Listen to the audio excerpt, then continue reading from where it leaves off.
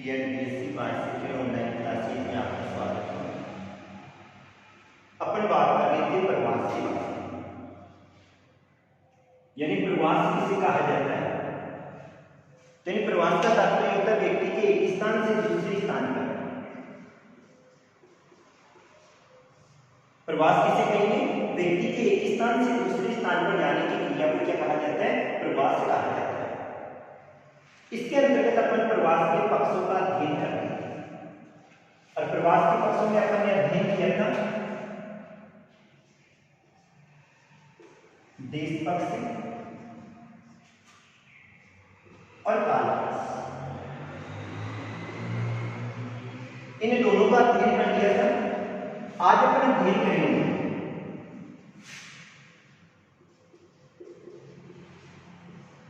कारण पक्ष,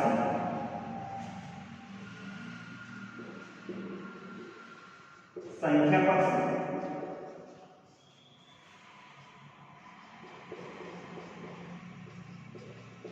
और स्थिरता पक्ष। प्रवास के पक्ष में अपन ने अध्ययन किया था देश पक्ष और काल पक्ष का अध्ययन कर लिया था। आज अपन अध्ययन करेंगे कारण पक्ष। प्रवास से कौन से दो कारणों से होता है? तो प्रवास के दो कारण,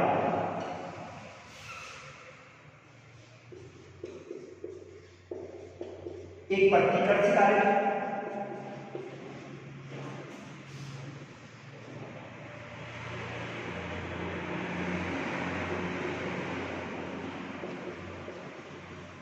और दूसरा आता है अपकर्ष कारक। दो कारक कौन से हैं? एक तो प्रतिकर्ष कारक, यानी प्रतिकर्ष कारक वे होते हैं जो कि मानव को अपना मूल स्थान छोड़ने के लिए क्या कर देते हैं? बाध्य कर देते हैं। वे कारक जो कि मानव को अपना मूल स्थान छोड़ने के लिए बाध्य कर देते हैं क्या कहलाते हैं? प्रतिकर्ष कारक कहलाते हैं। और अपकर्ष कारक वे स्थान जो कि बाहरी लोगों को अपनी ओर क्या करते हैं? आकर्षित करते हैं। बाहरी लोगों को अपनी ओर आकर्षित कर रहे हैं कौन से कारक होंगे? अपकर्ष कारक। और प्रतिकर्ष उठा के बाहर फेंक रहे हैं, यहां आपको निवास नहीं करना। तो दो कारक हो गए, एक प्रतिकर्ष कारक और दूसरे अपकर्ष कारक। प्रतिकर्ष कारक कौन से होते हैं? बेरोजगारी,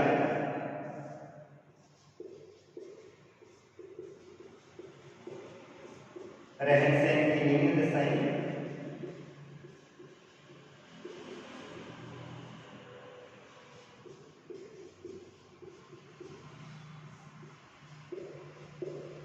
प्रतिकूल जलवायु अध्ययन, अशांति,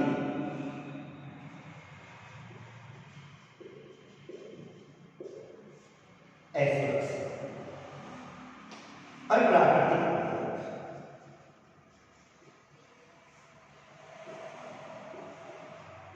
यानी प्रतिकर्ष कारक, प्रतिकर्ष कारक वे कारक होते हैं जहां पर मनुष्य निवास नहीं करता। ये कारक मनुष्य को अपना मूल स्थान छोड़ने के लिए क्या कर देते हैं? बाध्य कर देते हैं। जैसे बेरोजगारी, जिन क्षेत्रों में रोजगार के साधन नहीं पाए जाते, तो जहां पर रोजगार ही नहीं होगा मनुष्य उस स्थान को छोड़कर कहां चला जाता है? दूसरे स्थान पर चला जाता है।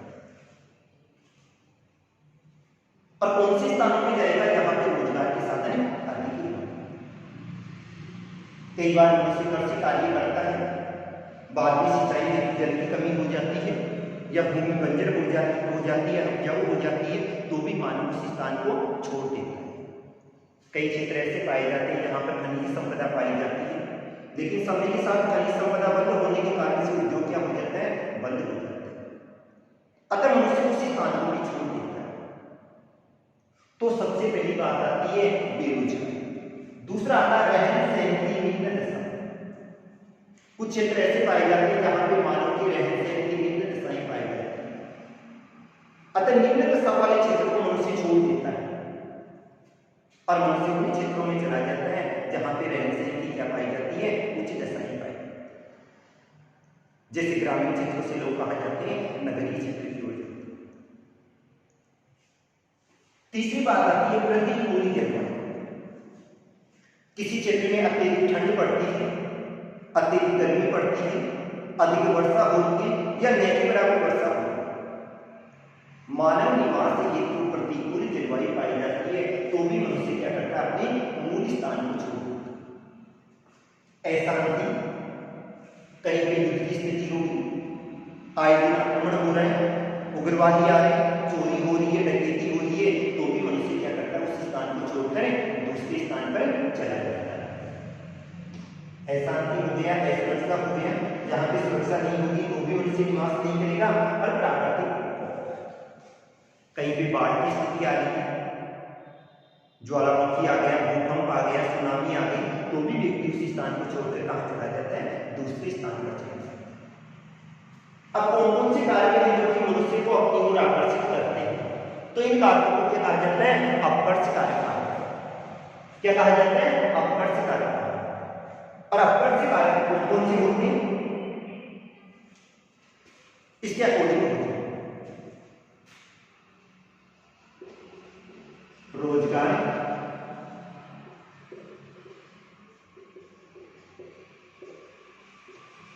रहन सहन की उच्च दशाएं, शांति आ जाएगी, सुरक्षा,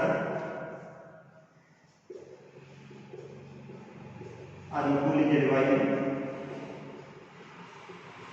इन कारकों के कारण से मनुष्य को अपनी ओर आकर्षित करते हैं। धार्मिक चीजें भी आ जाती हैं,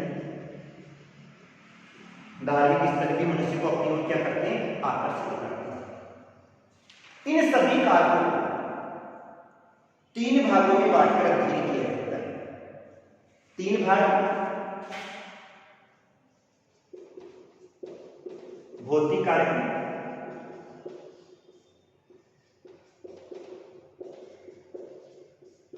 आर्थिक कारक, सामाजिक, सांस्कृतिक और धार्मिक कारक। 3 मुख्य कारकों में बांटा जाता है, भौतिक कारक, आर्थिक कारक, सामाजिक, सांस्कृतिक और धार्मिक कारक। भौतिक कारकों का अध्ययन करें तो भौतिक कारकों में जहां पे अनुकूल जलवायु पाई जाती है,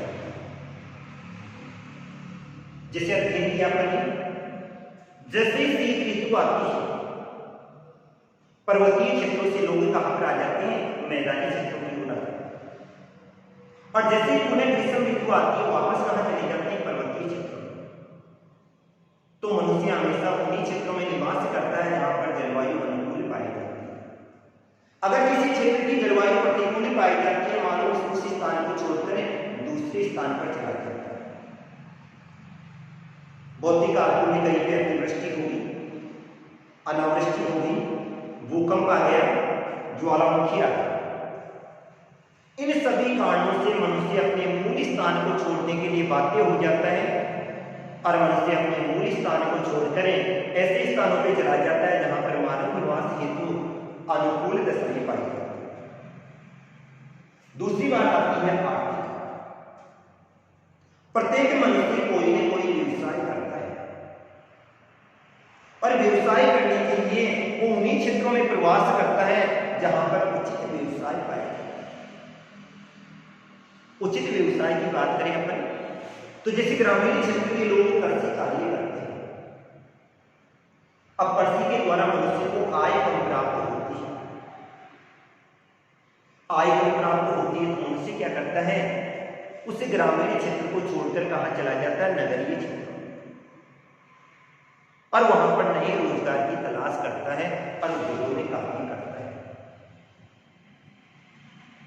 कई बार ऐसे होते हैं किसी क्षेत्र में अत्यधिक मात्रा में लोग निवास करते हैं, धीरे धीरे क्या होता है वहां पे जनसंख्या बढ़ जाती है। जनसंख्या तो बढ़ गई लेकिन वहां पर संसाधन सीमित मात्रा में पाए जाते हैं, और जब वहां पे संसाधन सीमित मात्रा में पाए जाते हैं तो धीरे धीरे वो वहां की जनसंख्या का भरण पोषण नहीं कर पाते। और जब वहां की जनसंख्या का भरण पोषण नहीं कर पाते हैं तो मनुष्य उस स्थान को छोड़कर कहाँ चला जाता है, दूसरे स्थान पर चला जाता है। ऐसे कुछ क्षेत्र ऐसे होते हैं जहां पर नवीन खोज करते हैं और नई भूमि उपलब्ध हो जाती है, तो मनुष्य को जैसे ही नई भूमि उपलब्ध होती है मनुष्य उस क्षेत्र में जाकर बस जाता है। कई क्षेत्र ऐसे होते हैं जहां पर खनिज संपदा नहीं पाई जाती है, लेकिन धीरे धीरे वहां पे कोई ना कोई खनिज संपदा उपलब्ध हो जाती है, और जैसे वहां पे खनिज संपदा उपलब्ध होती है मनुष्य उसी स्थान पर जाकर निवास करने लगता है, क्योंकि वहां पर किसकी स्थापना हो जाती है, उद्योगों की स्थापना हो जाती है। तो मनुष्य को जहां पर रोजगार के साधन उपलब्ध होते हैं मनुष्य उन क्षेत्रों में क्या कर जाता है, प्रवास करता है। फिर आता है जैसे सामाजिक भावना के कारण से, सांस्कृतिक भावना के कारण से और धार्मिक भावना। अपन देखते हैं कई जगह धार्मिक भावना के कारण से लोग आसपास में बस जाते हैं, दूसरे स्थानों से प्रवास करते हैं। जैसे मक्का मदीना, अरब वाले देशों से, इराक से, ईरान से, पाकिस्तान से लोग हज करने के लिए जाते हैं। कुछ लोग बस जाते हैं, कुछ लोग वापस लौट कर आते हैं। तो ये था प्रवास के क्या थे, कारण। तो प्रवास के कारणों को दो भाग में बांटा जाता है, एक प्रतिकर्ष कारक और दूसरे को होते हैं अपकर्ष कारक, जिनके कारण से मनुष्य के क्षेत्र विशेष में निवास करने लगता है। इसके बाद क्या आता है, संख्या पक्ष। संख्या पक्ष में अपन 3 भागों में बांटकर अध्ययन करते हैं।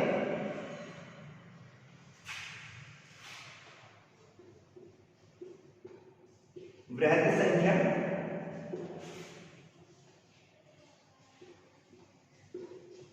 मध्यम संख्या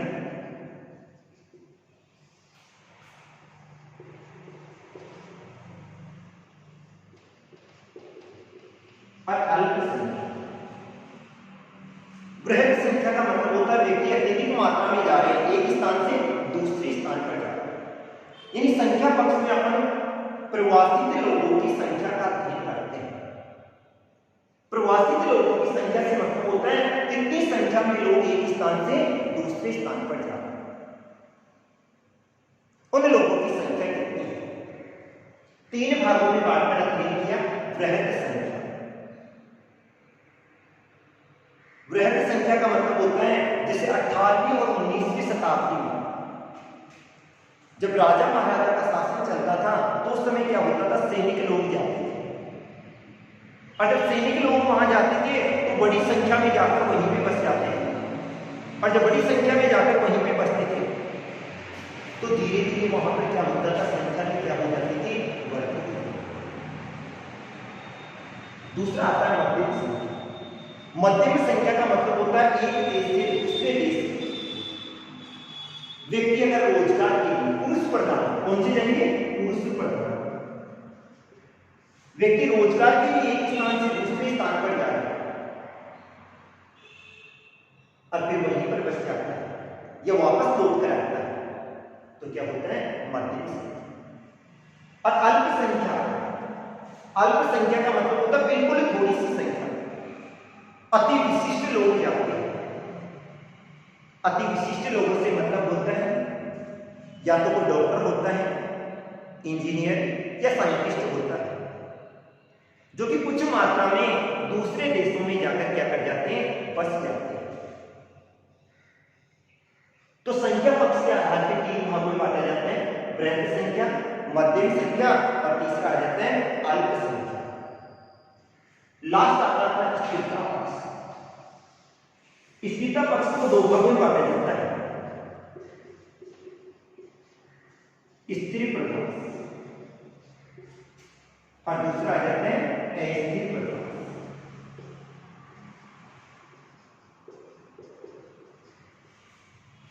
यदि प्रवासित व्यक्ति अपने मूल स्थान से दूसरे स्थान पर जाता है, प्रवासित व्यक्ति अपने मूल स्थान से दूसरे स्थान पर जाता है और वहां पे स्थायी रूप से जाकर बस जाता है, तो इसे क्या कहा जाता है, स्थिर प्रवास। और दूसरी बात आती है अस्थिर प्रवास। अगर प्रवासित व्यक्ति एक स्थान से दूसरे स्थान पर जाता तो है, लेकिन कुछ समय अंतराल के बाद में वापस लौट कर आ जाता है। इसे क्या कहेंगे? अस्थिर प्रवास। अगर व्यक्ति स्थायी रूप से बस जाता है तो इसे क्या कहा जाता है? स्थिर प्रवास। और अगर वापस लौट कर आता है तो इसे क्या कहा जाता है? अस्थिर प्रवास कहा जाता है। अब अपन बात करते हैं प्रवास के परिणाम।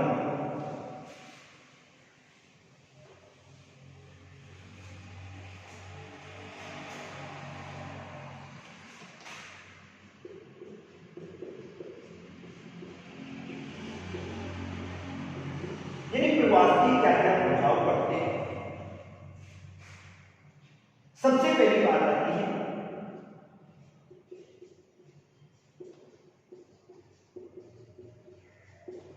जनसंख्या,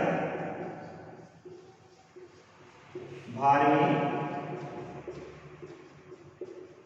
परिवर्तन। यानी जनसंख्या भार में परिवर्तन का मतलब होता है व्यक्ति एक स्थान से दूसरे स्थान पर जाता है। तो दो स्थान हो गए, एक उद्गम स्थान और दूसरा गंतव्य स्थान। यहां से व्यक्ति गया और यहां पर गया, ये उद्गम स्थान और ये कौन सा हो गया? गंतव्य स्थान।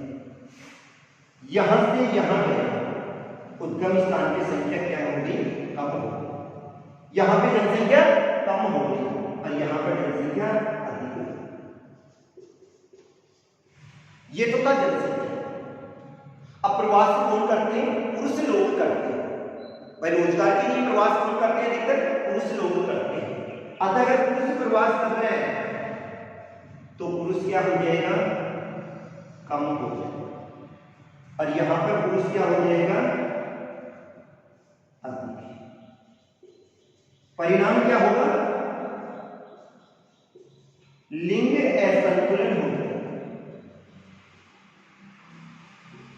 यहां पर लिंगानुपात बढ़ जाएगा और वहां पर लिंगानुपात क्या हो जाएगा? कम हो जाएगा। ठीक है। फिर बाद में पुरुष प्रवास कौन करते हैं? युवा लोग। अगर युवा यहां से प्रवास करेगा तो युवा क्या हो जाएगा? कम। और यहां पर युवा क्या होगा? अधिक। तो सबसे पहली बात आती है प्रवास के कारण से जनसंख्या भार में परिवर्तन हो जाता है, लिंग संतुलन भी बिगड़ जाता है, लिंगानुपात में अंतर आ जाता है और आयु में भी क्या आ जाता है? अंतर आ जाता है। दूसरी बात आती है सांस्कृतिक सीमांकन।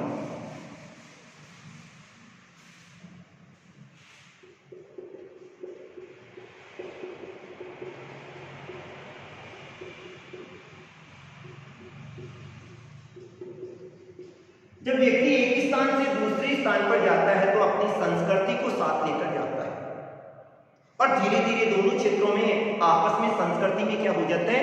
विलय हो जाता है, मिलन हो जाता है।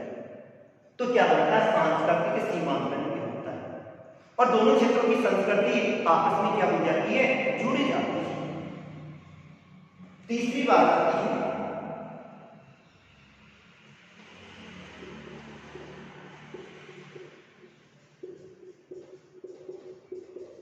नए वातावरण से समायोजन।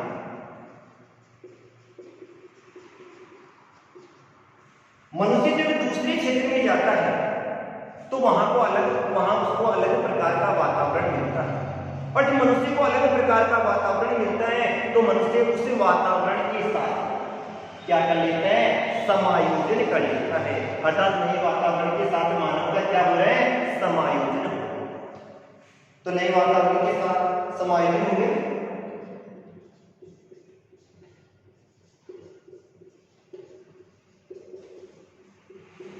नए देशों का आर्थिक विकास।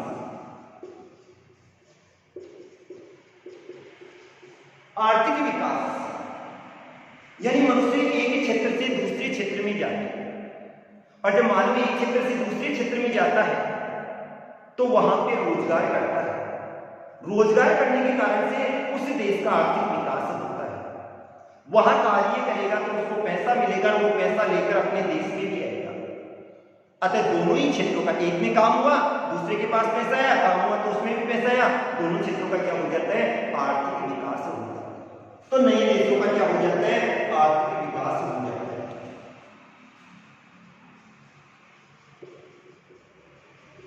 पारस्परिक उन्नति, दोनों क्षेत्रों में आपस में क्या हो जाती है, उन्नति की स्थिति हो जाती है।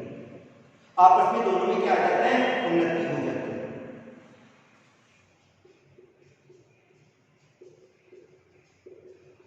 जनसंख्या, आयु वर्ग में परिवर्तन होगा।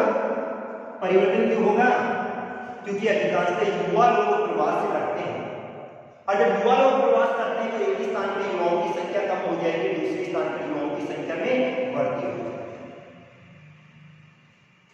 फिर बाद में आता है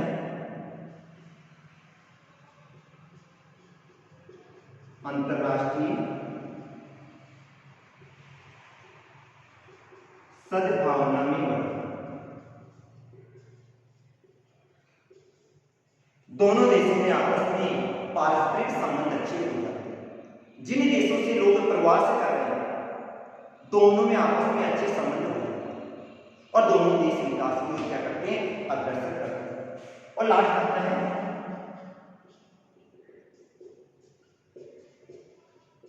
विज्ञान की उन्नति।